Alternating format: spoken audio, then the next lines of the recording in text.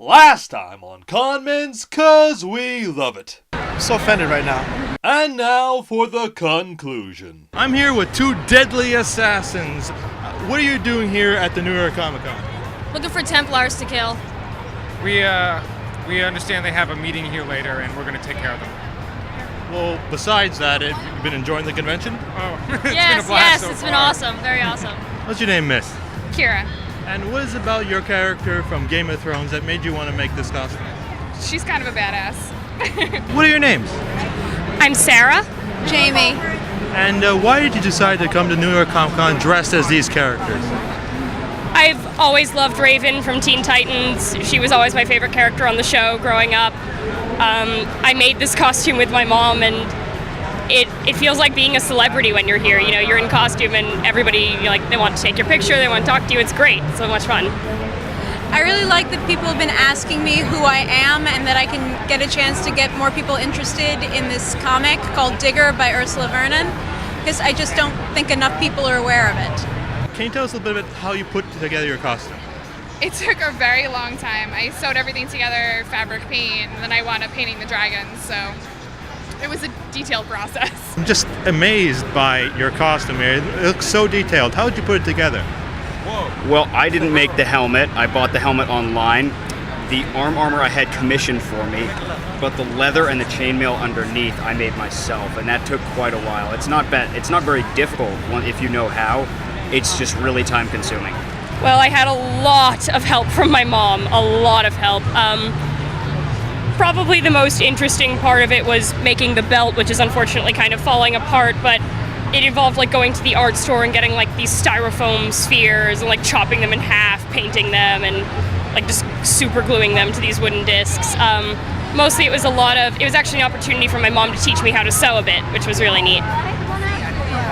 Most of the effort was my mask, which underneath a store-bought mask that conformed as much as possible to the character, which is a cold servant, Crayola model magic, and paper mache, which actually I think did a really great job of getting across what it's supposed to look like. Are you excited for the 20th anniversary? Oh yes, I am. I'm really excited. That's why I decided to stop by at the Bandai booth just to come and greet my enemies just for today. What have you been doing or seeing here at the convention? Well, I've spent the past 4 days doing everything. I went to a Game of Thrones panel. I've been wandering around the show floor. I went to Artist Alley, and actually I got David Lloyd to sign my copy of V for Vendetta, and he did a sketch of V for me and signed it, which was, I was in fangirl heaven after that, frankly. It was really incredible because V for Vendetta is one of those comics that kind of, changed my life, made me decide that that's what I want to do with my life. So, yeah, I've been having a blast.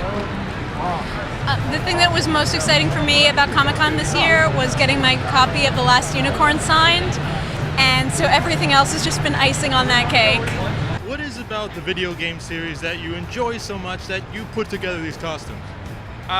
In my case, I really loved Assassin's Creed 3 because I was doing Revolutionary War reenacting since I was a baby. My father was a reenactor.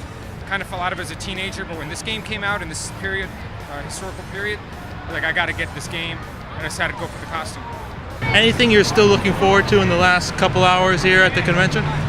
Hopefully running into some more Titans. I've only seen one other today, and that's the first time that I've seen one, really.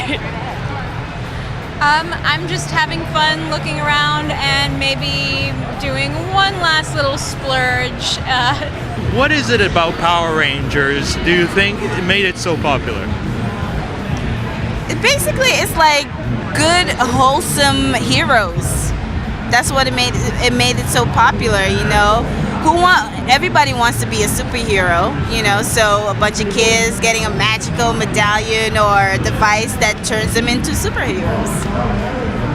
Yeah, I think it was because back then this was the turn of the century, and everybody was really tired of the basic Superman and Batman who were adults.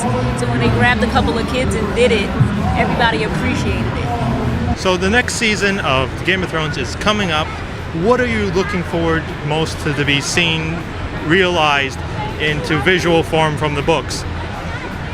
So I'm guessing this is a spoiler. This is a spoiler zone, so people who are going to Okay, watch this. spoilers, stop here if you haven't read the books. All right, we're good. First off, Joffrey's death. I'm really looking forward to that. I want to see that. I'm going to cheer. That's just going to be fantastic. Another thing is the attack on the wall by the wildlings. That's going to be really fun. That's my one of my favorite chapters in the whole series in the books, and I can't wait to see that on screen. What do you think it is about comic book conventions that brings so many people to them?